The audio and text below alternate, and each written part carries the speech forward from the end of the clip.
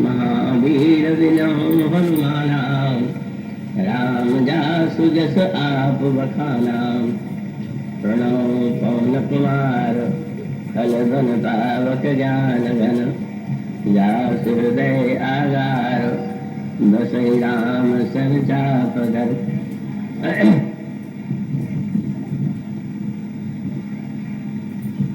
भगवत कथा रसिक महानुभाव, भक्तिमती देवियों,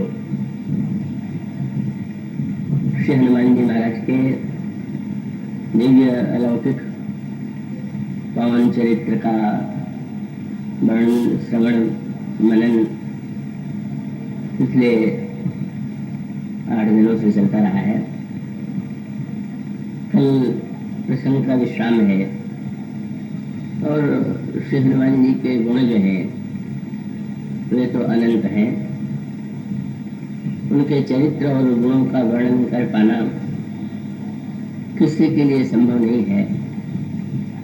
स्वयं भगवान श्री राम भी अपने श्रीमुख से उनको ये गुणों का गायन करते हैं। गोस्वामी जी ने इन पंक्तियों में जो भी आपके सामने पढ़ी गई, उसमें उन्होंने यही वाक्य कहा कि इससे बढ़कर के विलक्षणता क्या होगी कि संसार के समस्त भक्त प्रभु श्री राम के गुणों का गायन करते हैं और हनुमान जी श्री प्रभु जो हैं हनुमान जी के गुण गान करके प्रसन्नता और आनंद का अनुभव करते हैं। तो श्री हनुमान जी का जो चरित्र है उसकी परिपूर्णता वही है कि चाहे कोई ज्ञानी हो अथवा भक्त हो, कर्मयोगी हो या शरणागति की भावना से ओतप्रोत हो, सभी के लिए हनुमान जी के चरित्र में वे सूत्र और वह संदेश मिलते हैं जिसे पढ़कर सुनकर हृदयंगम करके व्यक्ति अपनी साधना के मार्ग का सही निर्धारण कर सकता है और धन्यता प्राप्त कर सकता है। श्री हनुमान जी के चरित्र में एक सांकेतिक भाषा है और वह सांकेतिक भाषा है कि श्री हनुमान जी छलांग लगाने में अत्यंत निपुण, पर उनके द्वारा जो छलांग लगाई गई वे सारी छलांग जो है उसमें बड़े अद्भुत संदेश छिपे हुए हैं। हनुमान जी के चरित्र में पहली छलांग तो उनके जन्म के समय में ही लगी और उस छलांग में वे सूर्य तक पहुंच गए और सूर्य को मुख में धारण कर लिया। और दूसरी छलांग हनुमान जी के द्वारा तब लगी जिसका वर्णन कल आपके सामने चल रहा था, जब उन्होंने विशाल समुद्र को एक ही छलांग में पार कर लिया और वहां पहुंच करके जगत जननी वात्सल्य में सीता जी का आशीर्वाद प्राप्त करके धन्य हो गए। और तीसरी छलांग उन्होंने तब लगाई जब मेघनाथ के शक्तिवाण से लक्ष्मण जी मूर्छित हो गए और औषध की आवश्यकता हुई और वह औषध भी सूर्योदय से पहले आनी चाहिए। उसके साथ एक जुड़ा हुआ उसकी एक शर्त थी, तो वह छलांग हनुमान जी ने लगाई और द्रोणाचल पर्वत के शिखर को औषधि के साथ लेकर चले आए, जिससे लक्ष्मण जी महाराज की मूर्छा दूर। और चौथी छलांग उनकी उस समय सामने आती है जब पुष्पक विमान से प्रभु अयोध्या की दिशा में प्रस्थान कर रहे थे और प्रभु यह चाहते थे, उन्हें लगा कि कहीं मेरे वियोग की व्याकुलता में भरत प्राण का परित्याग न कर दे, इसलिए उन्होंने हनुमान जी को ही यह आदेश दिया कि तुम मेरा संदेश, मेरे आगमन की सूचना भरत के पास पहुंचाओ। पर तुम वहीं न रुक जाना कि प्रभु तो यहाँ आ ही रहे हैं, तुम भरत के कुशल का समाचार लेकर के मेरे पास आ जाना। यह हनुमान जी के चरित्र में जिन 4 छलांगों का वर्णन है, अंतिम छलांग में वे श्री भरत के पास अयोध्या पहुंच जाते हैं और श्री भरत व्याकुलता में प्राण परित्याग की मनस्थिति में है, उन्हें संदेश सुना करके उनके प्राणों की रक्षा करते हैं। अब ये जो 4 छलांग है उनका विशेष अर्थ है, महत्व है। पहली छलांग जिसके मूल में यह कथा आती है कि उन्हें भूख लगी हुई थी।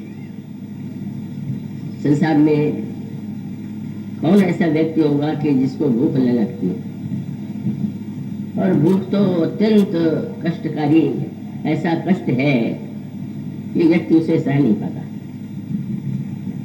और फिर उस भूख के से पीड़ित होकर के व्यक्ति अनाप शनाप जो कुछ प्राप्त हो जाता है उसे खा करके पेट भरने की चेष्टा करता है। पर हनुमान जी महाराज को भूख लगी, और वो भूख जब लगी तो आसपास न जाने कितने वृक्ष थे, उनमें फल लगे हुए थे, पर हनुमान जी ने उन फलों को तो नहीं ग्रहण किया। उन्होंने सूर्य को फल समझ करके छलांग लगाई। और इसका अर्थ क्या है कि फल शब्द को व्यापक अर्थवत्ता प्रदान की गई। हमारी संस्कृति में, हमारे धर्म ग्रंथों में यह कहा गया कि मनुष्य के जीवन में जो पुरुषार्थ होता है या वो करता है, उसका उद्देश्य 4 फलों में से कोई फल पाना है, और वो व्यक्ति धन्य है जो 4 फलों को प्राप्त करने में समर्थ होता है।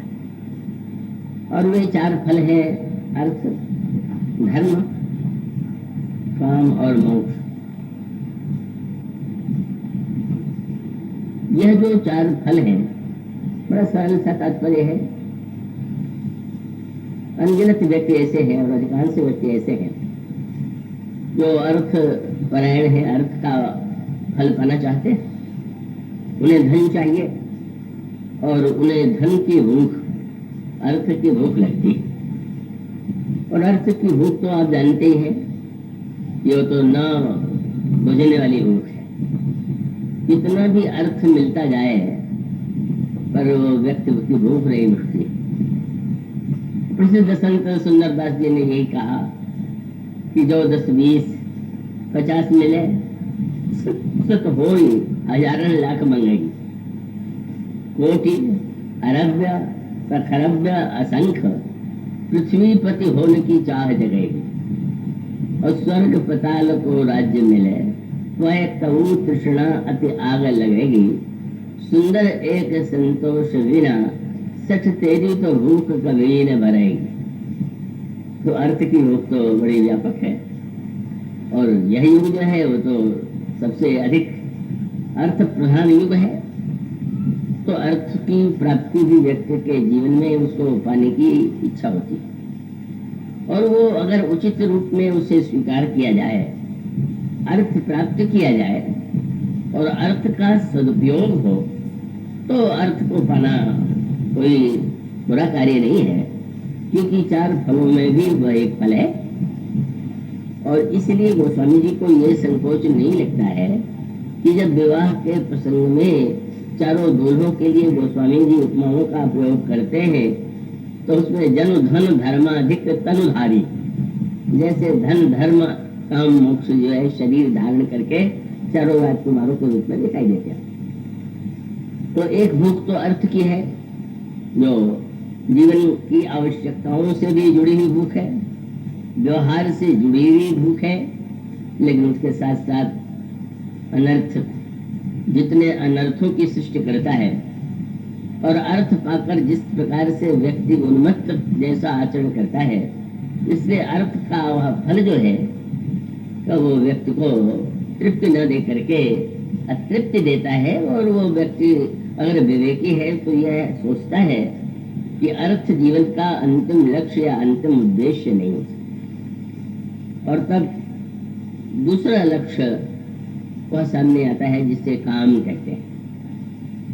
तो मनुष्य के जीवन में रस की आकांक्षा है, तृप्ति की आकांक्षा है, तृप्ति की भूख है, और उसको ऐसा लगता है कि काम के द्वारा वह आनंद सुख रस उसे प्राप्त हो जाएगा, जिसके द्वारा वह एक अनोखे आनंद का अनुभव करेगा। तो निश्चित रूप से काम दूसरा फल है, और वह काम का फल भी कोई साधारण रसीला फल नहीं है। अनगिनत व्यक्ति उस काम के लिए का व्यग्र रहते हैं, और बड़े बड़े श्रेष्ठ व्यक्तियों के जीवन में भी यह काम की भूख आती है। पर वो काम की भूख के साथ भी समस्याएं हैं।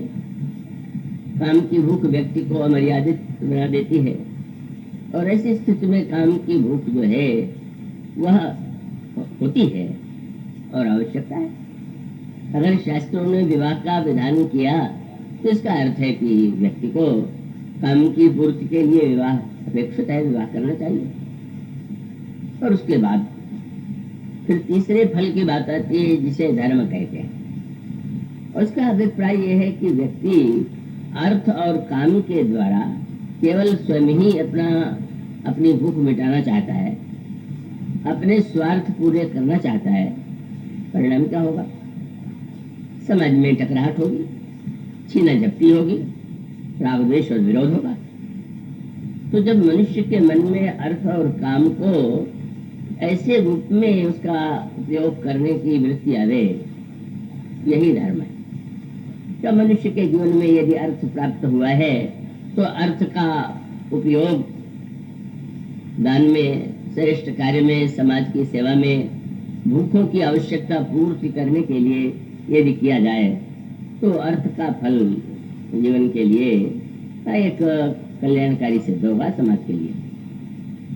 और काम के संदर्भ में भी, काम के माध्यम से व्यक्ति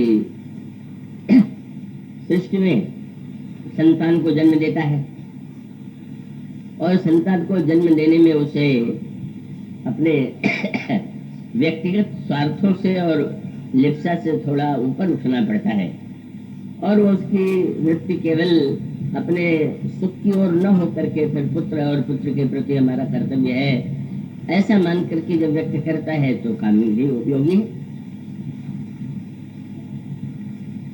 इस तरह से इन तीनों फलों की बात व्यक्ति के जीवन में पाई जाती है, और वो कोई ऐसा नहीं कि उन्हें हम निंदा की दृष्टि से देखें।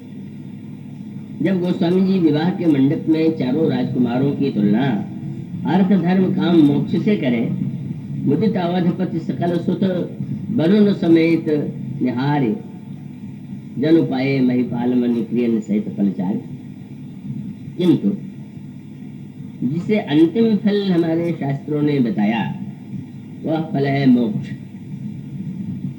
अर्थ का सुख, काम का सुख और धर्म का सुख जो है वो व्यक्ति को मुक्त नहीं बनाता। अब अगर किसी को धर्म के लिए धन चाहिए तो अब वो तो एक बंधन बन गया, अगर सुख के लिए काम चाहिए तो भी एक बंधन हो गया, और धर्म के लिए भी जो बहिरंग वस्तुओं की भी अपेक्षा है, यज्ञ करे तो यज्ञ के लिए या ये जो आहुति के पदार्थ है, दक्षिणा है, दान है, उनका उपयोग है। ऐसा सुख कि जिसके लिए किसी अन्य वस्तु की आवश्यकता न हो, और वह सुख ही व्यक्ति को मोक्ष के सुख के रूप में शास्त्रों ने बताया। तो इसका अभिप्राय यह है कि अर्थ धर्म काम ही नहीं, व्यक्ति उसके स्वयं अंतर हृदय में जो आनंद का दिव्य और उसके स्वरूप का जो नित्य आनंद में बोध है, और जिससे व्यक्ति मैं मेरेपन और तू तेरेपन से मुक्त हो जाता है। अर्थ में भी मेरापन तेरापन है, काम में भी, और धर्म भी वह मेरा तेरापन नहीं छूट। पर यह जो मोक्ष सुख है यह सबसे दिव्य सुख है, और फिर उसके विस्तार से व्याख्या का अवकाश नहीं है। ये मोक्ष जो सुख प्राप्त होता है वो व्यक्ति को ज्ञान से प्राप्त होता है। धर्म के मूल में श्रद्धा होनी चाहिए, अर्थ के मूल में यज्ञ होना चाहिए, काम के मूल में योग होना चाहिए, पर यह जो मोक्ष है उसके लिए व्यक्ति को ज्ञान की अपेक्षा है। और उसका अभिप्राय है कि यदि व्यक्ति अपने आत्म स्वरूप को जान ले तो निश्चित रूप से उसे लगने लगेगा कि जिस सुख को पाने के लिए हम निरंतर बाहर भटकते रहते हैं उसका केंद्र तो हमारे ही अंतःकरण में है, हमारे ही भीतर है, और उसको पा करके हमें अन्यत्र कहीं कुछ पाने की अपेक्षा नहीं रह जाती। तो अब वो अपनी अपनी भूख है।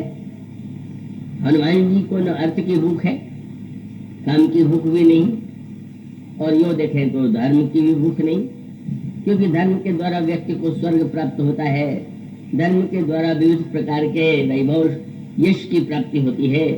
हनुमान जी से मुक्त है, इसलिए अर्थ धर्म काम का फल जो है उन्हें अपनी ओर आकृष्ट नहीं कर पाता। पर सूर्य मानो प्रकाश है, ज्ञान है, और हनुमान जी को भूख ज्ञान की है, और ज्ञान की भूख है तो उसके लिए छलांग लगाना। ये छलांग सबके लिए उपयोगी नहीं, यह ध्यान देने की बात है। हमारे शास्त्रों ने दो प्रकार के मार्गों का वर्णन किया, एक तो सोपान मार्ग और एक विहंगम मार्ग। सोपान मार्ग माने जैसे मंच तक आने में सीढ़ियों से चल करके आना और उस सीढ़ियों के द्वारा उतरना। आप अपने घर में सीढ़ियों के द्वारा चढ़ते हैं और सीढ़ियों से उतरते हैं, और वही सबके लिए सहज और उपयोगी। छलांग तो श्री हनुमान जी जैसे जिनके चरित्र में ऐसी क्षमता हो कि वे छलांग लगा सके और बीच में ही न गिर जाए, क्योंकि छलांग तो लगा ले लेकिन अगर बीच में ही कहीं छलांग अधूरी रह गई तो व्यक्ति तो बिल्कुल घायल हो जाएगा। इसलिए मानो हनुमान जी का चरित्र जो है तो उनके जीवन में जैसे साधारण जो हमारे शास्त्रों ने सोपान का मार्ग बताया, ब्रह्मचर्य अवस्था का पालन कीजिए, फिर गृहस्थ बनिए, फिर वानप्रस्थ बनिए, फिर सन्यासी बनिए, ये मानो क्रमशः जीवन में आगे बढ़ने का सोपान। पर हनुमान जी इन सोपानों से अलग बाल्यावस्था से ही वो इन वृत्तियों से, इन आकांक्षाओं से मुक्त हैं, इसलिए पहले उनके जीवन में उस ज्ञान के फल की आकांक्षा है और उसी को सूर्य के रूप में वह धारण करते हैं। और फिर आगे चल कर के पौराणिक पद्धति से भी ये बताया गया कि बाद में भगवान सूर्य से उन्होंने निवेदन किया कि आप गुरु के रूप में मुझे उपदेश दें, और तब भगवान सूर्य ने कहा तो मेरे साथ यात्रा करते हुए, ये पौराणिक जो गाथाएं हैं वो बड़े रहस्य की भाषा है, और फिर जब विद्यार्थी और गुरु सब बैठते हैं तो आमने सामने, तो मेरा रथ सामने की ओर चलेगा और तुम अगर पढ़ने बैठोगे तो अब तो तुम मेरी ओर अगर मुख करोगे तो उधर तो पीठोगे, तो तुम कैसे उस यात्रा को कर सकोगे। पर हनुमान जी ने निवेदन किया कि नहीं। और इसका अभिप्राय कि हनुमान जी में ज्ञान की इतनी तीव्र अभिलाषा है कि अब व्यक्ति पीठ की ओर से तो नहीं चल सकता है, और नहीं चल सकता है कि उसे पता है कि पीठ की ओर पीठ करके चले तो किधर गिरे क्या पता है, लेकिन जो ज्ञान के सम्मुख है, प्रकाश के सम्मुख है, वो हनुमान जी ने, उसका अभिप्राय है ज्ञान गतिशील है, नित्य प्रकाश में है, और व्यक्ति उसे ग्रहण कर सके ऐसी क्षमता व्यक्ति में नहीं पाई जाती, केवल हनुमान जी ही उसके योग्य पात्र है। और इस तरह से श्री हनुमान जी जो है पहले छलांग में ज्ञान की महिमा का प्रदर्शन करते हैं, और उसमें उसको अधिक विस्तार नहीं देंगे। वहाँ पर राहु भी हनुमान जी के इस कार्य से क्षुब्ध होता है, और इंद्र भी वज्र का प्रहार करता है। क्या इसका अभिप्राय है कि ज्ञान मार्ग में जो दैत्य और दुर्गुण है वो तो बाधक है, देवता भी बाधक है। देवता बाधक इसलिए है, रामायण के ज्ञान दीपक प्रसंग को यदि आपने पढ़ा हो, पढ़ने का अभ्यास तो कभी हो गया है, पढ़ा करिए, उसमें आप पढ़ेंगे कि ज्ञान का दीपक जलाने के लिए बड़ा कठिन प्रयास, कड़ी साधना करनी है, पर ज्ञान का दीपक जल जाने के बाद उन्होंने अनोखी बात की कि जिस समय ज्ञान का दिया जल जाता है तो जो देवता है उनको अच्छा नहीं लगता कि ज्ञानी बन जाए। अनोखी बात, ज्ञान देवताओं के लिए गोस्वामी जी ने वहां ज्ञान दीपक लिखा, इंद्रिय सुरन ज्ञान सुहाई, क्या विषय भोग पर प्रीति सदाई, आवत देखई विषय ब्यारी, ते हठ देहि कपाट उघारी, जब सो प्रभंजन उर गृह जाई, तब ही दीप विज्ञान बुझाई।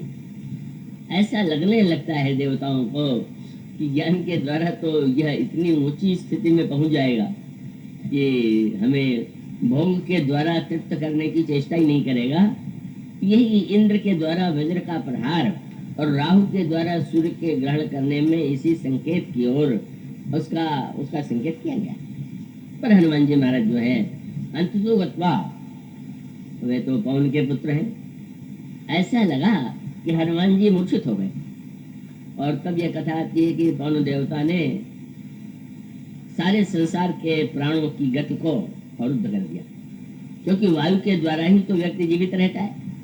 मानो हनुमान जी वायु की सरलता और सुगमता का ये परिणाम है कि लोग उनके महत्व को न जान करके, हीरे मोती का महत्व तो सब लोग जानते हैं, पर हवा का कितना महत्व है।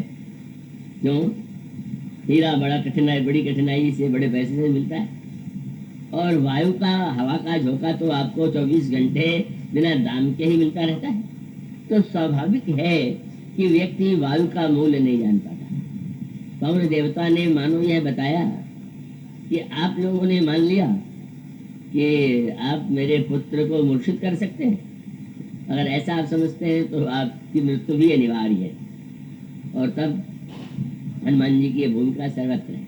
इसलिए वायु के पुत्र में के रूप में हनुमान जी ने जिन पंच प्राणों की रक्षा किया, ये हमारे आयुर्वेद शास्त्र में, योग शास्त्र में पंच प्राणों की बात बताई गई। आपके शरीर में पंच प्राण विद्यमान है, अपान, उदान, समान और ज्ञान। यह पंच प्राण जो है रामायण के जो पंच प्राण साधना के हैं, और वो पंच प्राण है सुग्रीव, मंदर, श्री सीता जी और श्री भरत और स्वयं लक्ष्मण जी। ये रामायण के पंच प्राण हैं, और इन पंच प्राणों की रक्षा हनुमान जी के द्वारा ही होती है।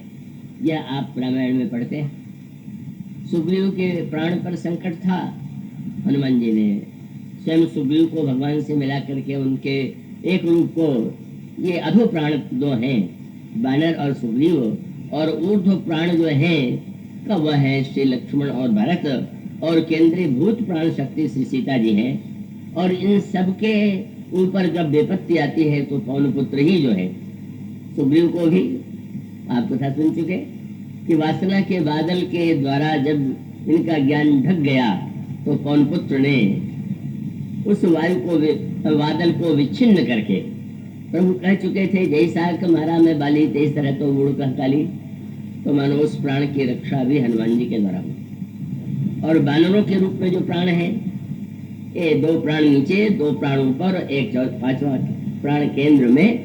दूसरे बंदर का जिस समय सारे बंदर, श्रेष्ठतम बंदर लौट करके दक्षिण दिशा में से आए तो बधाई देने लगे, सुग्रीव भी और प्रभु भी, आप लोगों ने बड़ा कार्य किया। तो उनका महाराज हम लोग गए अवश्य थे, तो नाथ कार्य किए वो हनुमाना, वो करने का कार्य तो हनुमान जी ने किया, और महाराज आपका ही काम नहीं किया। राखे सकल कपिल के प्राण, कद बंधनों के प्राण की रक्षा भी तो हम लोगों का प्राण भी तो इनकी कृपा से ही बचा।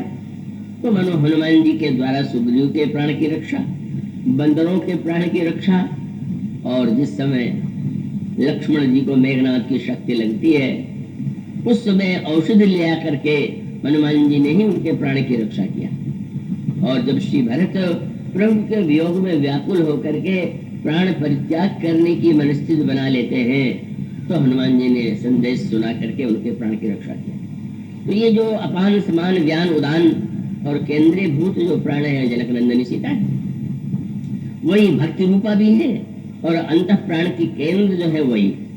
और वो जानकी जी के प्रसंग में भी आप जानते हैं, लीला में उन्होंने दिखाया कि कितनी विघ्न, कितनी समस्याएं हैं, राक्षसियों से घिरी हुई हैं, लंका में अकेले हैं, राक्षसियां उनको डराने की चेष्टा कर रही हैं, और रावण प्रहार करने के लिए प्रस्तुत है, और क्रुद्ध होकर के वो आदेश देता है कि राक्षसियों तुम इस राजकुमारी को डराओ, समझाओ, अगर यह मान जाती है तो इसे हम छोड़ देंगे, नहीं तो एक माह से दिवस में कहा न। अगर 1 महीने तक इस राजकुमारी ने मेरी बात नहीं मानी तो मैं अतब कराल कर पाड़ा, तो मैं वध कर दूंगा। तो जनक नंदिनी के भी प्राण, जनक नंदिनी को इतनी एक पीड़ा, ये लीला का पक्ष है। जनक नंदिनी तो महाशक्ति है, लेकिन उन्होंने लीला में यह बताया कि वो ऐसी एक निराशा की स्थिति, और इसीलिए त्रिजटा से अनुरोध करते हैं कि अब आप यदि मुझसे इतना प्रेम करती हैं, क्योंकि डराने वाली राक्षसियों को आपने सपना सुना करके उस कार्य से विरत कर दिया, तो आप लकड़ी ला दें। आनी काठ चिता बनाई, माँ को अनल पुण्य देही लगाई। अग्नि ला करके, लकड़ी ला करके मैं चाहती हूँ कि शरीर का परित्याग मैं कर दूं। सीता बड़ी चतुर है, और उसने कहा कि अब आप जो है इतनी निराश न होइए, पर आपके अंतःकरण में अगर ऐसा संकल्प है तो निशिन अनल मिलो सुनु सुकुमारी, रात्रि के समय ये कार्य कीजिए, सवेरा तो हो जाने दीजिए। बहुत बड़ा संकेत। सीता को यह पता था कि सचमुच घनीभूत अंधकार के बाद प्रकाश आने वाला, और वह प्रकाश हनुमान जी के द्वारा मिला। और देखते हैं आप कि माँ भी ऐसा अनुभव करती है कि सचमुच तुम्हें देख शीतल नहीं चाहती। माँ के प्राण की जो व्याकुलता है, निराशा है, उसको दूर करने वाले हनुमान जी। तो मानो पवन पुत्र का यह जो कार्य है, पंच प्राणों की रक्षा के माध्यम से उन्हें छोड़ करके दूसरा कौन कर सकता है। और उनकी छलांग की विलक्षणता ये, तो पहली छलांग ज्ञान के फल को पाने के लिए, और दूसरी छलांग जगत जननी सीता के पास पहुंचने के लिए। सीता जी साक्षात भक्त रूपा है, और उस प्रसंग में भी बहुत बढ़िया संवाद माँ और पुत्र में हुआ। और वो यही पुत्र ने, हनुमान जी ने कहा, सुनो मात, मैं अतिशय भूखा, माँ मुझे बहुत भूख लगी। भूख नहीं, अति भूख भी नहीं, अतिशय भूख। ये क्या बात हुई? क्या इतनी यात्रा में तुम्हें फल, बाग, बगीचे, वन नहीं मिले क्या? मैंने हाँ, उनकी भूख मिटाने की वृत्ति होती तो बहुत मिले, लेकिन मेरी जो भूख है वो तो उससे नहीं मिट सकी। और सत्य तो यह है कि अतिशय भूखा इसलिए हूँ कि कोई व्यक्ति एक दिन व्रत रहता है, दूसरे दिन पालन करता है, पर मैं तो जन्मजात भूखा हूँ। और वो भूख तो मिटी नहीं, उसके पाने के प्रयास में वज्र भी झेलना पड़ा, पर उस भूख को मिटाने की क्षमता तो भक्ति देवी नहीं है। क्यों कहे व्यवहार में भी तो माँ जैसा प्यार करती है बालक से, और तो जैसे भूख को मिटाने के लिए बेचैन रहती है। माँ तो सदा, उसको सबसे बड़ी चिंता ये होती है, पिता को अगर चिंता है कि पढ़ के आया कि नहीं, तो माँ को चिंता होती है कि कुछ खाया कि नहीं खाया। और सबका यही है, यहाँ तक कि भगवान राम जब महाराज दशरथ के पास से आए और यहाँ कैकेयी जी ने बन जाने का आदेश दे दिया है, तो माँ को, श्री राम को देख करके चिंता क्यों लिए हुई? क्या जो कुछ भाव मधुर फल खाओ, कुछ फल खा लो, क्योंकि अब राज्याभिषेक तुम्हारा होने वाला है, विधि विधान है, कर्मकांड है, पता नहीं कितनी देर लगे, इसलिए कुछ फल आदि लेकर के तब तुम जाओ। तो हनुमान जी ने कहा कि मेरी भूख तो बड़ी विलक्षण है, जन्मजात भूखा, और यह भूख मिटाने के लिए तो केवल आप ही सक्षम है। और इसका अभिप्राय यह है कि भक्ति के द्वारा जैसी हमारे हृदय जीवन की भूख मिट सकती है, और कोई उपाय नहीं, और उपाय अधूरे हैं। इसलिए गोस्वामी जी का वह पद पढ़ने योग्य है, समझने योग्य है, जिसको विनय पत्रिका में उन्होंने, जैसे एक भिखारी कभी दरवाजे पर आके खड़ा हो जाए और वो पुकार के कहने लगे, तो बड़ा, कई लोगों को बुरा लग जाता है सवेरे सवेरे कौन आ करके। गोस्वामी जी ने कहा कि वो बहुत सुंदर पद है जिसमें वो कहते हैं, प्रभु द्वार हो। प्रभु के द्वार पर गोस्वामी जी खड़े हैं और कहते हैं, द्वार हो भोर ही ते आज, सवेरे से आपके द्वार पर आके खड़ा हो गया। कि इतने सवेरे क्या भोजन के समय भोजन के लिए आते? बोले महाराज, जो पहले दिन खा चुका हो अगले दिन भोजन का समय देखे, पर जिसको पहले ही कई दिनों से भूख भोजन न मिला हो, वो बेचारा कैसे ये कहे कि अब दोपहर का समय हो जाने। और दूसरा अभिप्राय है कि जब जीवन में प्रकाश हो जाता है तब उस समय मनुष्य को एक ही द्वार दिखाई देता है, और गोस्वामी जी उसी द्वार पर खड़े हैं प्रभु के और कहते हैं, द्वार हो भोरही को आज रटत रिरिहा। ये रिरियाना शब्द बड़ा प्रचलित है हिंदी में, और जब भिखारी एक ही बात को बार बार दोहराने लगे तो बड़ा कई लोगों को झुंझलाहट होती, बस एक ही बात कहे जा रहा है, दीजिए दीजिए दीजिए। और भिखारी इसलिए कहता है कि एक दो बार नहीं करने के बाद अगर पीछे पड़ जाएंगे तो फिर शायद मन में आवे कि अच्छा कुछ दे ही दो।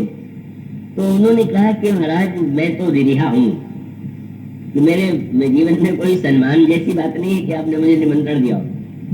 रटत रिहा राज और न कौरही ते काज। पूछा कहाँ से आ रहे हो भाई? तो उन्होंने कहा महाराज कलयुग से आ रहा हूँ, कली कराल।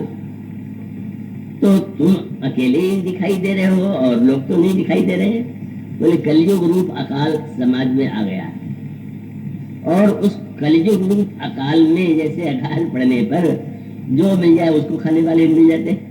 पर मेरी समस्या है कि कली कराल दुकाल दारुण सब कुभाते कुसाज। तो तुम क्यों चले आए? बोले महाराज मैं क्या बताऊं, भूखा तो हूं लेकिन निर्णय यह है कि भोजन भी बहुत बढ़िया चाहिए। तो अब मेरी दशा तो और विचित्र हो गई। नीच जन मन ऊंच जैसे कोड़ में के खाए। सब कहा यहाँ कैसे आ गए? मैं व्याकुल हो गया। मेरी भूख कौन मिटावे? भोजन बढ़िया चाहिए, सामर्थ्य है नहीं, अकाल पड़ा हुआ है। तो हरि ही हमें जाई बुझो सदैव साधु समाज। संतों के पास गया, महाराज ऐसे भूखे को भोजन कराने वाला कोई है क्या? हरि ही हमें जाई बुझो सदैव साधु समाज। मोह से कोहू कतहु कोहू, मुझ जैसे भिखारी का पेट भरने वाला भी कहीं हो कोई है? बोले तीन कहो कौशल राज। उन्होंने कहा एक ही ऐसे हैं, वो कौशल राज सरकार जो है वो तुम्हारी भूख उठा सकते हैं। अच्छा भाई ये तुम संतों के द्वारा भेज दिए गए, मेरे द्वार पर आकर के खड़े हो गए हो, बताओ क्या भोजन चाहिए? रिद्धि सिद्धि चमत्कार क्या चाहिए तुमको? बोले नहीं महाराज। मांग क्या करते? जन्म को भूखो भिखारी। न जाने कितने जन्मों से मैं भूखा हूँ। जन्म को भूखो भिखारी हो गरीब निवाज। एक ही वस्तु खिला दीजिए तो पेट भरेगा क्या? बोले पेट भरी तुलसी ही जमाई भगति सुधा सुनाज। भक्ति का अगर रस में दिव्य व्यंजन आप मुझे खिला दें तो मेरी जन्म जन्मांतर की भूख मिट जाएगी। वस्तुतः मनुष्य अर्थ धर्म काम के द्वारा का वो उसकी भूख मिट नहीं सकती, और मोक्ष के द्वारा भूख मिटे पर मोक्ष फल कोई बहुत रसीला नहीं होता। मोक्ष फल जो है वो थोड़ा क्लिष्ट है, कठोर है, पर वो रस में व्यंजन। इसीलिए हनुमान जी ने यही कहा कि यह जन्मजात भूखा, और बहुत बढ़िया व्यंग्य किया। माँ ने पूछा कि मार्ग में तुम्हें और भी तो निमंत्रण मिला होगा? उन्होंने कहा माँ मिले तो कई, पर सब खाने वाले मिले। सुरसा मिल गई, मैं खाऊंगी। सिविका ने चाहा कि मैं खा जाऊं, लंकिनी ने कहा कि मैं खा जाऊं। संसार में तो सब खाने के लिए ही बेचैन है, अपना दूसरे को खा करके पेट भरना चाहते हैं। इस बंदर की भूख को तो आप ही मिटा सकती है। और तब आप पाते हैं ना, कहा कि माँ सूर्य तक छलांग लग गई पर वज्र झेलना पड़ा। और यह उल्टा कैसे अनोखी बात। यह जो बाघ है रावण का है, रावण मूर्तिमान मोह है, तो ज्ञान से भूख नहीं मिटी तो क्या मोह की वाटिका में भूख मिटेगी क्या? बस भक्ति की विशेषता है, यह अनोखापन भक्ति में है कि मोह की वाटिका में भी आप वह पा सकते हैं जो और किसी विद्या वाटिका में प्राप्त नहीं होता। पर उसका उपाय क्या?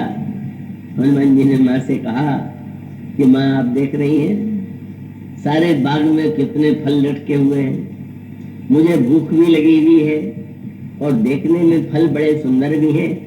ये सब संवाद सांकेतिक, संसार के बाग में न जाने कितने सुंदर फल दिखाई दे रहे हैं। पर हनुमान जी कहते हैं कि अगर आप आज्ञा दे तो मैं फल खाऊं।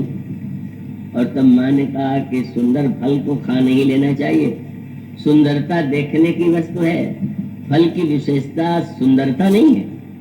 फल की विशेषता है कि वो खाने में स्वाद कैसा है और शरीर पर उसका प्रभाव कैसा पड़ता है। इसलिए मैं एक उपाय बताती हूँ कि तुम खाओ। और खाने के बाद माँ ने कहा कि तुम ये तो देख रहे हो कि कितने राक्षस हैं और सब वाटिका का अपहरा दे रहे हैं। तो हनुमान जी ने कहा तिनकर भय माता मोहि नहीं। हनुमान जी का तात्पर्य क्या था? माँ आपको जब भय लगे, मेरे विषय में भय लगता है तो मैं प्रसन्न होता हूँ। क्या कि माँ का वात्सल्य कितना अधिक है कि अभी अजर अमर बनने का आशीर्वाद देने के बाद भी डर रही है कि हमारे पुत्र का क्या होगा। तो इसका अर्थ है कि आप सचमुच वात्सल्य से भरी। पर अगर आप आज्ञा दे रहे हैं तो फिर तिनकर भय माता माता मोहि नाही, जो तुम सुख मानव मनवाई। बस आपको अच्छा लगना चाहिए, और अगर आपको अच्छा लगता है तो मुझे डर नहीं। मानो संकेत ये है, संसार यह एक प्रकार के मोह की वाटिका है और उस मोह की वाटिका में अनेक आकर्षण हैं और उन आकर्षणों के साथ दुर्गुण दुर्विचार के राक्षस जो है वहां विद्यमान। उन धरी तात मधुर फल खाओ। जब इन फलों को भगवान को अर्पित कर दोगे तो सुंदर के स्थान पर सुंदर ही नहीं मधुर हो जाएंगे। उसका अभिप्राय है संसार की जो वस्तुएं हैं क्या उनका परित्याग कर दे, क्या सुंदर वस्त्र न धारण करें, क्या सुगंध न लें, क्या आभूषण नहीं धारण करें। बोले इसके लिए उपाय वही महर्षि वाल्मीकि जी ने जो बताया, इन वस्तुओं को स्वीकार कीजिए पर भोक्ता बन करके नहीं, स्वामी बन करके नहीं। प्रसाद, प्रभु प्रसाद, सूचि, सुभग, सुवासा। प्रभु के अगर सुगंध का अनुभव करना है तो सुगंध पहले प्रभु को अर्पित कर दीजिए और फिर उनके प्रसाद के रूप में ये जो व्यक्ति प्रसाद बना लेता है जीवन को, जो भी ग्रहण करना है, अगर सुगंध लेना है तो पहले प्रभु को अर्पित कीजिए और सुगंध तो आपको भी मिलेगी। और वस्त्र और आभूषण सुंदर से सुंदर धारण कीजिए, लेकिन प्रभु प्रसाद पट भूषण धरे। प्रभु का जो प्रसाद है उसे वस्त्र को प्रसाद बना करके, आभूषण को प्रसाद बना करके, और इसी प्रकार से भोजन बोले तुम ही निवेदित भोजन करही, प्रभु प्रसाद पट भूषण धरही, शीश नमई सुर गुरु द्विज देखी, प्रीत सहित कर विनय विषेकी, करनित कदही राम पद पूजा, राम भरोस हृदय ने दूजा, चरण राम तीरथ चले जाही, राम बसो जिनके मन माही। माँ का संकेत यही था, इस संसार की मोह वाटिका में अगर सुंदर फलों को बिना भोग बनाए प्रसाद भोग बुद्धि से ग्रहण करेगा तो निश्चित रूप से उसके जीवन में पतन ही पतन। पर इसलिए शब्द कितने सुंदर चुने जाते हैं। बाजार से आप लेकर के आए तो उसका नाम मिठाई, और जब भगवान को आपने अर्पित कर दिया तो कहते हैं भोग लगाया, और उसके बाद फिर कहते हैं प्रसाद। यही क्रम, जब तक रुपए से खरीदा गया तब तक वो मिठाई है, वस्तु है, पर जब भगवान को अर्पित किया तो भोग लगाने का अर्थ क्या? बोले भोग आप लगा लीजिए। वस्तुतः तो सारी वस्तुएं आपके द्वारा ही व्यक्ति को धन्य बनाती हैं और आपकी ही है, तो दिव्यम वस्तु गोविंद। जब यह भावना व्यक्ति के जीवन में साकार होती है तो परिणाम क्या होता है कि प्रसाद, और जब प्रसाद बन गया तो उसका वितरण, और वितरण में सभी को प्रसाद जो है, फिर आपका अधिकार नहीं रह गया कि मैंने पैसा लगाया, मैंने खरीदा, मैं ही खा लूंगा। तब तो आप नहीं अर्थ जान पाए। जब तक आप बाजार में थे तब तक वो मिठाई थी, अब तो प्रसाद हो गया। इसलिए हनुमान जी ने यही कहा कि माँ अपने आशीर्वाद तो इतना दे ही दिया है, पर भूख को भी मिटाने के लिए आप आशीर्वाद दे दीजिए। और तब माँ ने जो आदेश दिया रघुपति चरण हृदय धरी तात मधुर फल खा। और तब आप देखते चले उनाए सिर बैठे वो बागा, पर कार्य बड़ा विचित्र, फल खाए तरु तोड़े लगा, फल खाने लगे और वृक्षों को तोड़ने लगे। और तोड़ने के पीछे बंदरों ने पूछा कि आपने वृक्षों को क्यों तोड़ डाला? बोले मैंने सोचा कि जब प्रभु को भोग लग गया है तो उसके बाद राक्षसों को भोग न लगे, वृक्ष रहेगा और वो फिर तो राक्षस ही भोग लगाएंगे। तो हमने निर्णय कर लिया है कि यही अच्छा रहेगा कि अब जो प्रभु को भोग लग गया, राक्षसों का भोग ये न बने, इसीलिए मैंने उखाड़ दिया। पर महाराज आपने इतना ही तो नहीं, आपने तो फिर वृक्षों को उखाड़ा और राक्षसों को मारने लगे। हनुमान जी ने यही कहा। बंदरों ने कहा कि आपने आज्ञा तो फल खाने की ली थी, वृक्ष उखाड़ने के लिए और राक्षसों को मारने के लिए तो आज्ञा नहीं ली थी। बोले बात तो यही थी, मैंने आज्ञा तो फल खाने के लिए ली थी, पर आगे जो मैंने किया वो फल खाने का फल था। फल खाने का फल क्या? बोले प्रभु की कृपा का फल खाने के बाद अगर मोह का बाग न उजड़े, दुर्गुण के राक्षस न मरे और प्रवृत्ति की लंका न जले तो कृपा का फल ही क्या? तो कृपा का यह फल कैसा अनोखा है। ये 3 कार्य हुए। हनुमान जी महाराज जो है चले उनाए सिर बैठे बागा, फल खाए तब तो रहे लगा, रहे तहां बहु बट रखवारे, पशु मारे कछु जाए पुकारे। और देखते हैं कैसे हनुमान जी महाराज योद्धाओं पर प्रहार करके उनका संहार करते हैं। और उसके बाद कितनी मीठी बात, मेघनाथ लड़ने आया तो मेघनाथ तो बड़ा योद्धा है, अक्षय कुमार का हनुमान जी वर कर चुके हैं। अक्षय जो है ये अर्थ का प्रतीक था, तो रावण का पुत्र है, राक्षस दुर्गुणों के प्रतीक। तो अक्षय कुमार को तो उन्होंने अति विशाल तरु एक को उतारा और उन्होंने अक्षय कुमार को ताहि निपाति महादुन गर्जा। पर जब रावण ने देखा कि यह तो बड़ा विलक्षण बंदर आया हुआ है, तो मेघनाथ से उस पर सबसे अधिक विश्वास मेघनाथ पर, और ये कहा कि पुत्र तुम ही एक ऐसे योद्धा हो जिस पर मुझे विश्वास है कि तुम उस बंदर को मार सकते हो, लेकिन मारे से जल से तो बांधे से तो आई, उसको मारना मत, बांध लेना। क्यों? तो मैं भी देखना चाहता हूँ ये है कौन। आज तक जहाँ पर सूर्य चंद्र प्रकृति और सभी हाथ जोड़े खड़े हो, वहां एक व्यक्ति आकर के इतना उद्दंड रूप में राक्षसों का संहार कर दे, मैं उसे देखना चाहता हूँ। मानो उसको मेघनाथ को गोस्वामी जी कहते हैं आध्यात्मिक भाषा में वह काम। मोह दृष्ट विराट अहंकार पाकार काम विश्राम हारी। मोह को ये विश्वास है कि कोई कितना भी योद्धा क्यों न हो, पर काम के सामने सभी हार जाते हैं। और ये मेघनाथ चाहे जिसको परास्त, इंद्र को भी हरा दिया। हनुमान जी अद्भुत लीला हुई। जो युद्ध हुआ तो हनुमान जी ने पहले तो उसके रथ को नष्ट कर दिया। ये सब रामायण की भाषा है। भाषा क्या है? काम का की गति को शून्य बनाने के लिए पहले रथ नष्ट कर देना चाहिए। रथ नष्ट कर देने का अभिप्राय, रथ पर बैठा हुआ योद्धा उसके रक्षा हो रही है और गति नहीं। इसलिए महाभारत के युद्ध में भी आप पढ़ते हैं कि वहां पर योद्धा का वध ही नहीं करते, पहले रथ पहिए काट देते हैं, घोड़े मार देते हैं, सारथी मार देते हैं, वो रथ नष्ट कर देते हैं। तो काम जो है आरूढ़ होकर के जिस रथ पर चलता है वह तो इंद्रिय का रथ है और मन ही उसका मुख्य केंद्र है। और तब हनुमान जी ने कहा पहले इसी पर प्रहार करो। और इसलिए अति विशाल तरु एक उपारा, व्यर्थ कीने लंकेश कुमारा, रथ शून्य हो गया। और तब आश्चर्य हुआ यह कौन है, और युद्ध होता है। अब हनुमान जी की महानता का वह दृश्य आया कि हनुमान जी को समझ गया कि ये तो किसी भी शस्त्र के द्वारा मैं से हरा नहीं सकता। तो ब्रह्मास्त्र है वही अमोघ है, उसी के द्वारा इसका उसको बंदी बनाया जा सकता है। और धन्य है हनुमान जी, उन्हें तो आशीर्वाद मिला हुआ है कि किसी के अस्त्र का प्रभाव नहीं पड़ेगा, लेकिन कितना ध्यान दूसरों की महिमा का है।